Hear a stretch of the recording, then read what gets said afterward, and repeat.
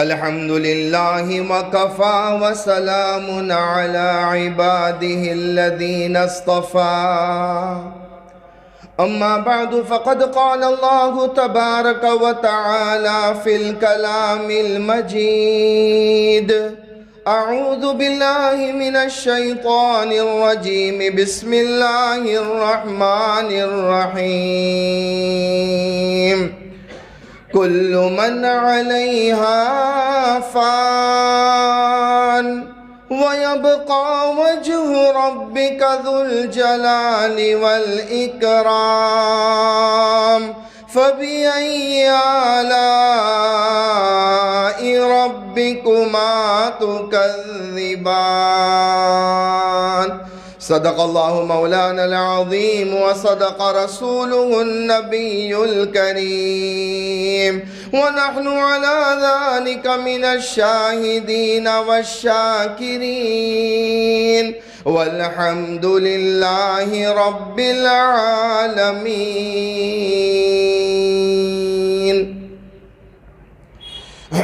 ایک مرتبہ درود شریف پڑھ لیجئے۔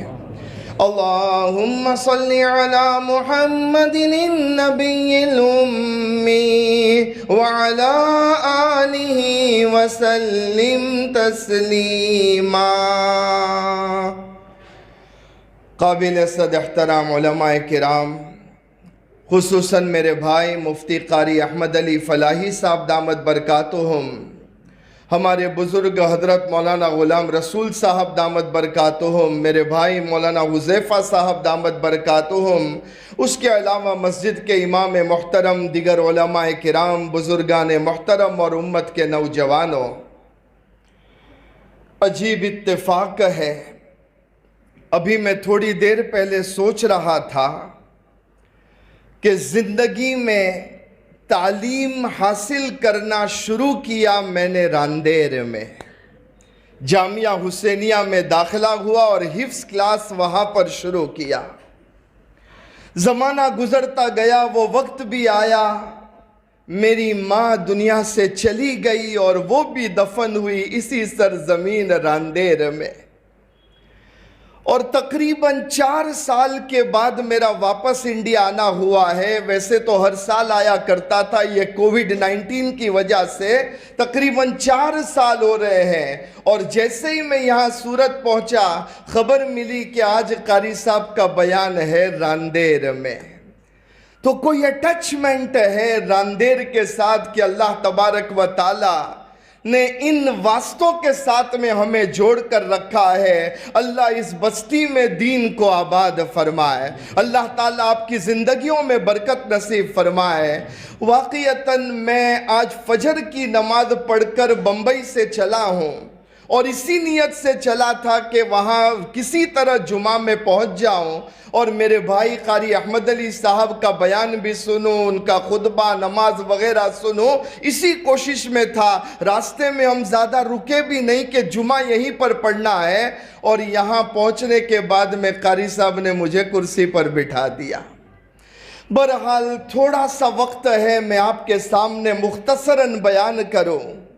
میرے آقا مدینہ محمد الرسول اللہ صلی اللہ علیہ وسلم کی وفات سے تقریباً 5 دن پہلے کا واقعہ ہے، اپروکسیمیٹلی 5 days پہلے اللہ کے نبی صلی اللہ علیہ وسلم ظہر کی نماز پڑھاتے ہیں۔ ظہر کی نماز کے بعد اللہ کے نبی صلی اللہ علیہ وسلم منبر رسول صلی اللہ علیہ وسلم کے قریب تشریف لے آئے۔ صحابہ کرام رضوان اللہ علیہ مجمعین نے جب یہ دیکھا تو وہ بھی جلدی جلدی منبر کے پاس جمع ہو گئے۔ اللہ کے نبی صلی اللہ علیہ وسلم نے بیان فرمایا، مختصر بیان تھا، اور جملے یہ تھے، اللہ کی تعریف کی، اور پھر اللہ کے رسول صلی اللہ علیہ وسلم نے فرمایا، اے میرے صحابہ، اللہ تبارک و تعالیٰ نے اپنے بندوں میں سے ایک بندے کو یہ چوائس دی ہے، یہ اختیار دیا ہے یا وہ دنیا کو اختیار کرے یا وہ آخرت کو اختیار کرے، اور اللہ کے اس بندے نے اپنی آخرت کا سلیکشن کر لیا، اللہ کے اس بندے نے آخرت کو پسند کر لیا۔ یہ اللہ کے رسول صلی اللہ علیہ وسلم نے صحابہ کو بیان فرمایا، صحابہ حضور صلی اللہ علیہ وسلم کی طرف متوجہ ہے۔ یہ جملہ سننا تھا۔ مجمع میں حضرت ابوبکر صدیق رضی اللہ تعالیٰ عنہ موجود تھے، یہ سنتے ہی انہوں نے رونا شروع کر دیا۔ اب حضرت ابوبکر رضی اللہ تعالیٰ عنہ رو رہے ہیں، تمام صحابہ جو حضور کی طرف متوجہ تھے ان کا کنسنٹریشن حضرت ابوبکر صدیق رضی اللہ تعالیٰ عنہ کی طرف گیا کہ انہیں ہو کیا گیا، اچانک یہ کیوں رونے لگے۔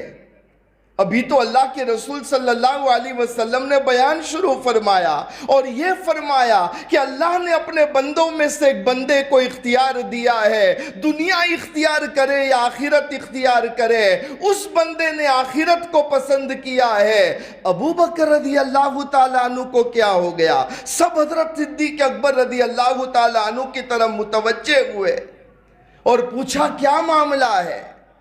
حضرت ابوبکر رضی اللہ تعالیٰ عنہ نے فرمایا، تم نے سنا اللہ کے نبی صلی اللہ علیہ وسلم نے فرمایا اللہ نے اپنے بندوں میں سے ایک بندے کو چوائس دی ہے اور اس بندے نے آخرت کو اختیار کیا ہے، وہ بندہ اور کوئی نہیں خود اللہ کے نبی صلی اللہ علیہ وسلم ہے۔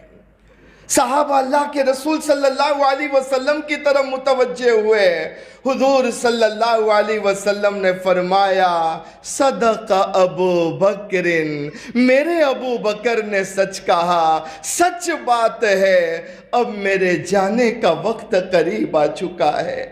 صحابہ کو یہ شوق لگا ہے، سب کی آنکھوں میں آنسو آ گئے۔ اللہ کے نبی صلی اللہ علیہ وسلم نے فرمایا ہاں میرے صحابہ، میرے جانے کا وقت قریب آ گیا ہے، لیکن آج میں تم سے کچھ سوال کرنا چاہتا ہوں۔ اور پھر اللہ کے رسول صلی اللہ علیہ وسلم نے فرمایا اے میرے صحابہ، اگر دنیا میں آپ لوگوں میں سے کسی کا میں نے کوئی مال لیا ہو اور وہ مال میرے ذمے باقی ہو، آج کھڑے ہو جاؤ، مجھ سے مانگ لو، میں تمہارا مال تمہیں ریٹرن کر دوں گا۔ مجمع میں سناٹا ہے، سب کی آنکھوں میں آنسو ہے۔ اللہ کے رسول صلی اللہ علیہ وسلم نے پھر فرمایا اے میرے صحابہ، اگر تم میں سے کسی پر میں نے ہاتھ اٹھایا ہے، ناحق اس کی پٹائی کی ہے یا ظلم کیا ہے، آج اللہ کا نبی تمہارے سامنے کھڑا ہے، اٹھو اور اللہ کے نبی سے بدلہ لے لو۔ صحابہ کی طرف سے کوئی جواب نہیں۔ اللہ کے نبی صلی اللہ علیہ وسلم نے تیسرا سوال کیا اے میرے صحابہ، اگر زندگی میں نے ناحق تمہیں ایسا کوئی جملہ کہہ دیا ہو جس سے تمہیں تکلیف پہنچی ہو، آج مجھ سے بدلہ لے لو۔ اللہ کا نبی تمہارے سامنے کھڑا ہے، مجمع میں کوئی جواب نہیں ہے، سب کی آنکھوں میں آنسو ہے۔ اللہ کے نبی صلی اللہ علیہ وسلم نے فرمایا اس کا مطلب یہ ہوا جس کا جو حق تھا میں نے ادا کر دیا، تم لوگوں نے مجھ پر جو احسان کیا تھا آج میں نے وہ سب کا حق ادا کر دیا سوائے ابو بکر کے۔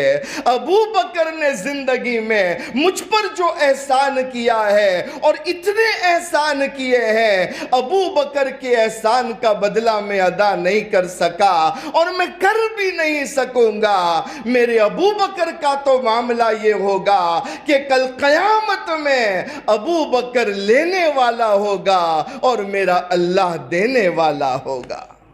یہ اللہ کے نبی صلی اللہ علیہ وسلم کو اپنی آخرت کی فکر ہے۔ آپ صلی اللہ علیہ وسلم آخری وقتوں میں اور 5 دن پہلے اپنی امت کے سامنے اپنے اکاؤنٹ کے بارے میں بیان کر رہے ہیں کہ اگر کوئی معاملہ رہ گیا ہے آج مجھ سے تم مانگ لو۔ پتہ یہ چلا کہ اتنے بڑے اللہ کے نبی صلی اللہ علیہ وسلم ہیں لیکن موت کا استحضار ہے، موت کی فکر ہے، اور میرے بھائیوں ہمیں نہیں معلوم ہے۔ آج سے 4 سال پہلے جب میں یہاں آیا تھا میں سوچ بھی نہیں سکتا تھا کہ آئندہ جب میں UK پہنچوں گا میری ماں قبر میں چلی گئی ہوگی۔ اس لیے میرے بھائیوں زندگی کا بھروسہ نہیں ہے۔ یہ کووڈ-19 کے موقع پر کتنے جنازے اٹھے ہیں، کتنوں کو ہم نے دفن کیا ہے، کتنے دنیا چھوڑ کر چلے گئے، ہم سب جانتے ہیں۔ ہماری زندگی کا بھی کوئی بھروسہ نہیں۔ موت کا استحضار بہت ضروری ہے۔ جس قدر ہو سکے اپنی موت کو یاد کیا کرو۔ جو موت کو یاد کرے گا وہ اپنی آخرت کی تیاری کرے گا۔ اس لیے کہ اللہ کے نبی صلی اللہ علیہ وسلم کے بارے میں صحابہ بیان کرتے ہیں کہ حضور صلی اللہ علیہ وسلم استنجا کے لیے تشریف لے گئے، اور جیسے استنجا سے فارغ ہوئے آپ صلی اللہ علیہ وسلم نے وہیں پر تیمم فرمایا۔ تو ایک صحابی نے سوال کیا، اللہ کے نبی صلی اللہ علیہ وسلم آپ تیمم فرما رہے ہو، سامنے پانی ہے، آپ نے استنجا کیا ہے، آپ جا کر سیدھا وضو کر لیتے، آپ تیمم کیوں فرما رہے ہیں؟ اللہ کے نبی صلی اللہ علیہ وسلم نے فرمایا میں نے تیمم اس بنا پر کیا کہ مجھے نہیں پتا ہے کہ وضو کرنے تک میری زندگی باقی رہے گی یا نہیں رہے گی۔ یہ اللہ کے نبی صلی اللہ علیہ وسلم بیان فرما رہے، پھر حضور گئے اور حضور صلی اللہ علیہ وسلم نے وضو فرمایا۔ ایک مرتبہ صحابہ کو پوچھا، اے میرے صحابہ بتاؤ تمہیں موت کے بارے میں کیا اندازہ ہے، موت کے بارے میں تم کیا سوچتے ہو؟ ایک صحابی فرمانے لگے، اللہ کے نبی صلی اللہ علیہ وسلم میرا یہ حال ہے، صبح کرتا ہوں مجھے یہ فکر ہوتی ہے پتہ نہیں آج شام نصیب ہوگی یا نہیں ہوگی، شام سے پہلے کہیں میری زندگی کی شام نہ ہو جائے، یہ میری حالت ہے۔ دوسرے صحابی نے فرمایا، اللہ کے نبی صلی اللہ علیہ وسلم میرا یہ حال ہے، میں 4 رکعت نماز کی نیت باندھتا ہوں، نماز کے لیے کھڑا ہو جاتا ہوں، مجھے یہ فکر ہوتی ہے پتہ نہیں میری 4 رکعت مکمل ہو پائے گی یا نہیں ہو پائے گی۔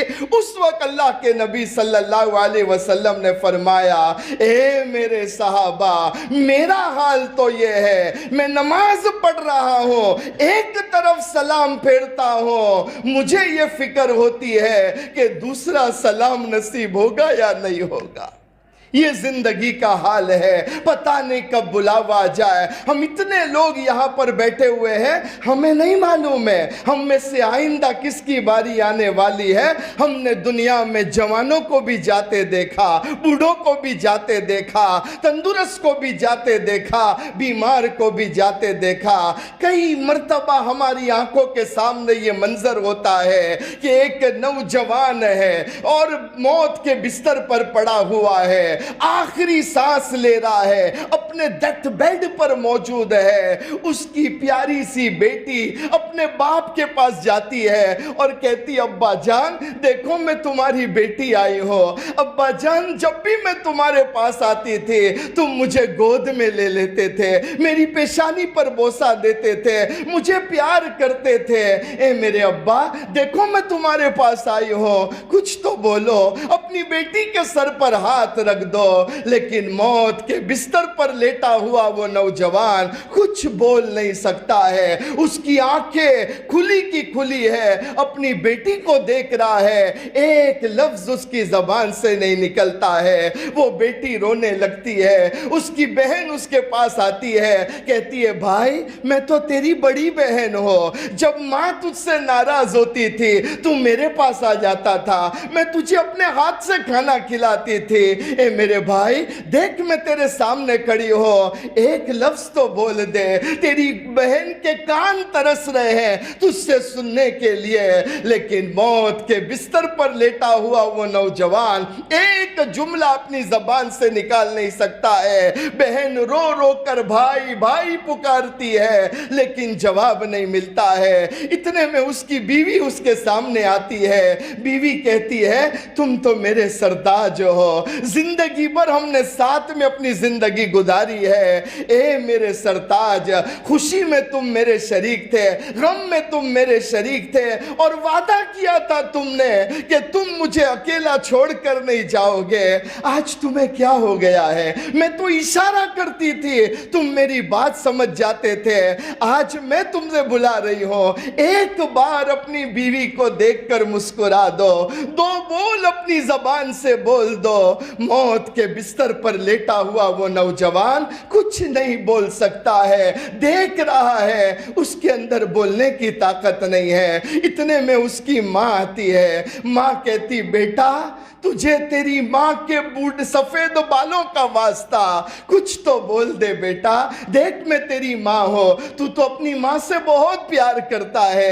اے میرے بیٹے یاد ہے نا کہ تیری ماں ایک جملہ کہتی تھی تو فوراً کھڑا ہو جایا کرتا تھا. آج تیری ماں تجھے بلا رہی ہے. بیٹے اپنی ماں کو جواب دے دے, ڈاکٹر ابھی آنے والا ہے, ایمبولنس ابھی آنے والی ہے, تیرا علاج ہو جائے گا, تو اچھا ہو جائے گا. بیٹے کوئی تو جواب دے. لیکن موت کے بستر پر لیٹا ہوا وہ بیٹا ماں کو دیکھ رہا ہے, ایک لفظ بول نہیں پاتا ہے. ادھر اس کی بیٹی چلا رہی ہے ابا جان کچھ تو بولو. بہن کہہ رہی ہے اے میرے بھائی میرے سامنے ایک بار مسکرا دو. بیوی پکار رہی ہے, ماں پکار رہی ہے, لیکن اس کی حالت یہ ہے کہ اس کا تو آخری وقت آ چکا ہے. تھوڑی دیر ہوتی ہے, سکرات کا عالم شروع ہو جاتا ہے, وہ بڑی بڑی سانس لینے لگتا ہے. قرآن کہتا ہے فَلَوْلَا إِذَا بَلَغَتِ الْحُلْقُومَ وَأَنْتُمْ حِينَئِذٍ تَنْظُرُونَ. اللہ فرماتے ہیں جان نرکھرے تک آ چکی ہے, تم اپنی آنکھوں سے دیکھ رہے ہو. إِنَّ أَجَلَ اللَّهِ إِذَا جَاءَ لَا يُؤَخَّرُ, کہ جب موت کا وقت آ جاتا ہے پھر اس میں تاخیر نہیں ہوتی ہے. سارے لوگ روتے ہیں, وہ نوجوان اپنی آنکھیں بند کر دیتا ہے. یہ نوجوان ایک ایگزامپل ہے میرے بھائیوں. زندگی میں ہم سب کے سامنے یہ دور آنے والا ہے. اس موت کا ہمیں سامنا کرنا ہے, اس موت کی ہمیں تیاری کرنی ہے, اپنے پروردگار کو راضی کرنا ہے. اور اللہ راضی اس وقت ہوگا جب اللہ کے فرمان پر اور محمد رسول اللہ صلی اللہ علیہ وسلم کی بتلائی ہوئی تعلیمات پر ہم زندگی میں عمل کرنے والے بن جائے. یاد رکھنا جتنی روزی لے کر آئے ہو وہ مکمل ہوگی, جتنی سانس لے کر آئے ہو وہ مکمل ہوگی. رب کا بلاوا آ جائے گا. ہم نے کئی مرتبہ دیکھا ایک آدمی موت کے بستر پر لیٹا ہوا ہے, گھر والے کہتے آخری گھڑی ہے, لاؤ زمزم لے کر آؤ. ہم زمزم اس کے منہ میں ڈالتے ہیں. میں نے اپنی آنکھوں سے دیکھا, آپ نے بھی دیکھا ہوگا, ہم جب زمزم اس کے منہ میں ڈالتے ہیں نا مرنے والے کے, کچھ زمزم کے قطرے منہ میں جاتے ہیں, کچھ سائیڈ سے باہر نکل جاتا ہے. یہ باہر اس لیے نکل جاتا ہے کہ اس کی مقدر میں یہ روزی نہیں ہے. جتنا تھا وہ اندر گیا, جو روزی نہیں لکھی ہوئی تھی اللہ نے اسے سائیڈ سے نکال دیا. آخری گھڑی میں وہ بڑی بڑی سانسیں لینے لگتا ہے, ڈیپ بریدنگ کرنے لگتا ہے, اس لیے کہ جتنی سانس لے کر آیا تھا وہ مکمل ہو جاتی ہے. ادھر وہ مکمل ہوتی ہے, وہاں اللہ تعالیٰ کا بلاوا جاتا ہے. تو موت سے پہلے ہمیں موت کی تیاری کرنا ہے. اللہ کے نبی صلی اللہ علیہ وسلم نے فرمایا موتو قبل ان تموتو، کہ موت کے آنے سے پہلے تم موت کے لیے پریپیریشن کرو، اپنے آپ کو مار دو، اپنے نفس کو مار دو، اپنے پروردگار کو راضی کر لو۔ ہم نمازوں کا اہتمام کرنے والے بن جائے، اللہ کو راضی کرنے والے بن جائے۔ آپ خود بتائے کہ اللہ کے نبی صلی اللہ علیہ وسلم اپنی لخت جگر اپنی بیٹی فاطمہ کو نصیحت کر رہے ہیں، یا فاطمہ اعملی اعملی اعملی وانقذی نفسک من النار ولا ينفعك ان اباك نبی۔ اللہ کے نبی صلی اللہ علیہ وسلم نے اپنی بیٹی فاطمہ کو فرمایا، اے بیٹی فاطمہ عمل کرنا، عمل کرنا، عمل کرنا، یہ مت سوچنا کہ میرا باپ نبی تھا، عمل کرو گی تو اللہ تمہیں جہنم کی آگ سے بچا لے گا۔ جب اللہ کے رسول صلی اللہ علیہ وسلم اپنی بیٹی سے یہ جملہ ارشاد فرما رہے ہیں تو ہمارا کیا حال ہے؟ کتنے گناہوں میں ہم گندے ہو چکے ہیں، کتنا اپنے پروردگار کو ناراض کر چکے ہیں۔ جمعہ کا مبارک دن ہے، مبارک گھڑی ہے، آج دل سے نیت کر لو کہ اے میرے مولا، بہت تیری نافرمانیاں کی، بہت تجھے ناراض کیا، آج سچے دل سے تیری بارگاہ میں توبہ کرتا ہوں۔ اور میرے بھائی ایک نیت ضرور کر لو، وقت نہیں ہے، اتنی نیت ہم سب کر لے کہ انشاءاللہ تعالی آج کے بعد سے زندگی میں ہماری کوئی نماز قضا نہ ہونے پائے۔ کہو انشاءاللہ۔ نماز چھوڑنا تو دور کی بات ہے، ایمان والا وہ ہوتا ہے جو نماز کو قضا بھی نہیں ہونے دیتا۔ حضرت عبداللہ ابن مسعود رضی اللہ تعالیٰ عنہ فرمایا کرتے تھے کہ جو امتی جان بوجھ کر نماز کو چھوڑ دیتا ہے اس کے بارے میں ڈر ہے، یا وہ کافر ہو کر مرے گا یا منافق ہو کر مرے گا۔ اللہ تعالی ہم سب کی حفاظت فرمائے، ہم سب کی حاضری کو قبول فرمائے۔ ہمارے والد صاحب بھی بیمار ہیں، ان کے لیے بھی دعا فرمائے کہ اللہ تعالیٰ انہیں مکمل شفا نصیب فرمائے۔ اور اسی طرح قاری صاحب بھی پچھلے دنوں کافی بیمار تھے، ان کے لیے بھی دعا فرماتے رہے۔ اللہ کہنے سننے سے زیادہ ہم سب کو عمل کرنے والا بنائے، آمین یا رب العالمین۔ وما علینا